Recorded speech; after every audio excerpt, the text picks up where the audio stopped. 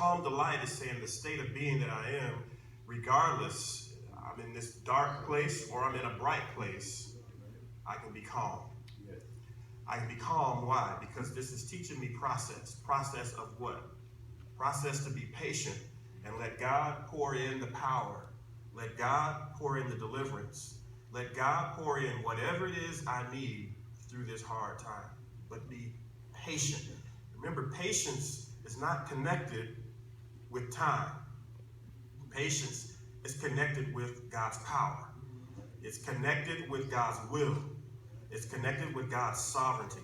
So I'm patient in the fact that when God, how God, where God wants to, he will. It's not about it needs to happen tomorrow or tonight, or it should have already happened. It's God is sovereign and he knows what's best. And the joy comes in knowing that regardless of what happened, the Father has this under control. Calm delight, which then can bring about an emotion of happiness. But joy in and of itself is not happiness.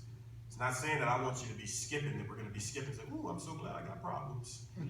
That's not the point of the text. The point of the text is to say, learn process, that even through the hard times, like, churches back then were being persecuted, even today, being persecuted for their faith, being killed for their faith, even if that's coming, that I can still have calmness, I can still have delight that God wants to use me through this. And so knowing this, that the trying of your faith worketh patience. It's process.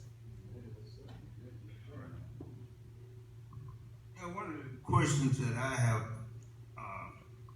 always felt about that caused me to feel this way is that after God parted the sea and the people walked through, they wanted to make a calf out of their gold to worship instead of worshiping the person who parted the sea.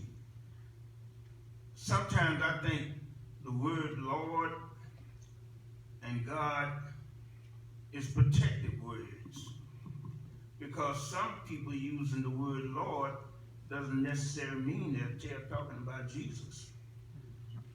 So at this church, I've witnessed Jehovah and Jesus being said more than I had at some other churches, because some people refuse to call God by his name. And that's one of the concerns that a little pet peeve of mine. Let's call him Jehovah, because nobody has that name. But it's a whole lot of people have God, and it's a whole lot of people have Lord. But let's make the Lord that we say, that's Jesus. Thank you.